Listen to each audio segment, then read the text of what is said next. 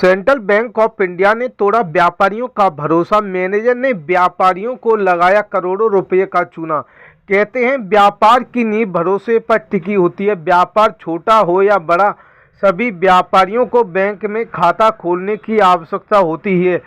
व्यापारी अपनी कमाई हुई जमा पूंजी बैंक के भरोसे जमा करता है, लेकिन जब सरकारी बैंक प्रबंधक के द्वारा ही व्यापारियों का भरोसा तोड़ा गया तो आखिर व्यापारी किस भरोसे से अपना व्यापार कर पाएगा।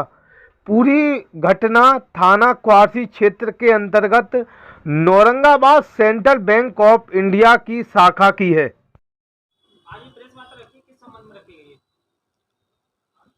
औरंगाबाद में central bank of India branch Aligarh G2 road में जो स्थित है, वहाँ पर सभी जितने आज जो लोग प्रेस वार्ता में बैठे हैं, सभी लोग वहाँ व्यापारी हैं सभी, और सभी का खाता उस सेंट्रल बैंक के अंदर है।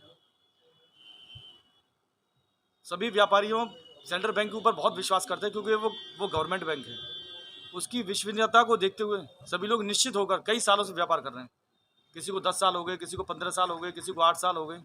इस तरीके से व्यापार अब तक ठीक चला आ रहा है। लेकिन बैंक के द्वारा नियुक्त शाखा प्रबंधक ने जो हम सभी व्यापारियों के साथ धोखाधड़ी करके हमारे साथ विश्वासघात किया, उसको लेकर हम लोगों ने प्रेस कॉन्फ्रेंस करी है। क्योंकि हम सब लोग इतने सालों से व्यापार करते आ रहे हैं और हमारे साथ कभी कोई धोखाधड़ी नहीं हुई। लेकिन कुछ गत वर्षों से देखते आ रहे बैंक के अंदर जो कमियां हो रही थी, स्टेटमेंट को लेकर, मैसेज को लेकर हमारी आए दिन काफ़ी नोकझोंक होती थी। तो ये सब हमें नहीं पता था।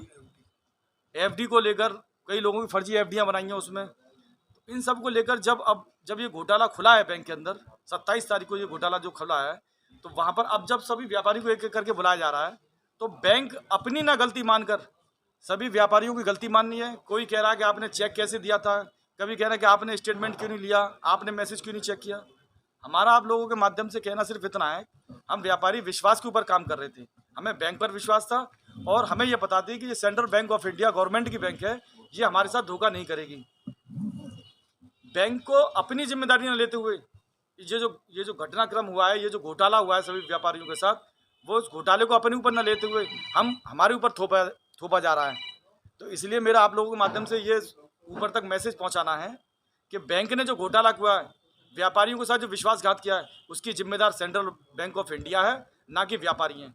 हम आपके माध्यम से प्रशासन तक और बैंक के उच्च अधिकारियों तक ये मैसेज देना चाहते हैं कि सभी लोग ये मैसेज देना चाहते हैं कि जो घोटाला हमारे साथ बैंक ने किया है, जिसकी वजह से हमारा व्यापार अस्त व्यस्त हो गया है, हम ये चाहते हैं कि हमारा सारा पैसा जो घोटाले के द्वारा निकाला गया है, जो धोखाधड़ी से गायब किया गया है, हमारे साथ जो विश्वासघात किया गया है, उसको लेकर हमारा सारा पैसा हमें वापस दिया जाए, जिससे हम सुचारू रूप से व्यापार कर सकें।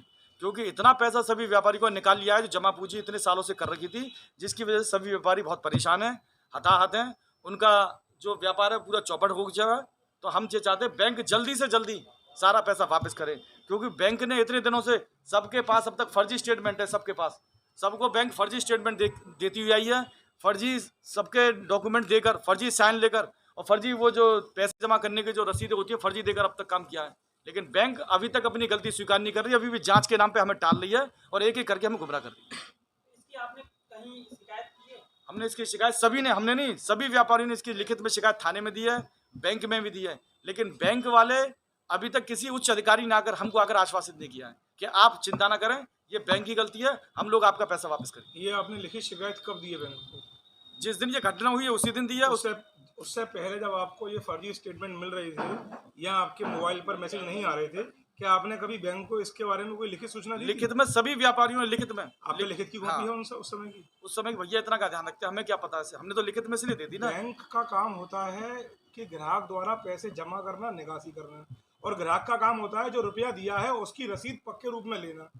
जब आपने अपनी रसीद ही प्राप्त नहीं करी, आपने अपनी एप्लीकेशन ही नहीं दी उनको, आपको भी रसीदें दिखा देंगे। आप थाने में भी तहरीर देने जाएंगे तो लिखित एप्लीकेशन में आपको मोहर लग के लिखित में रसीदें हैं हमारे आपने जो एप्लीकेशन दी है नंबर पे मैसेज ना आने की। अरे मोहर लिमिट की, ये आप देखिए, ये मोहर लिमिट की, बैंक की मोहर लिमिट की, ठीक है।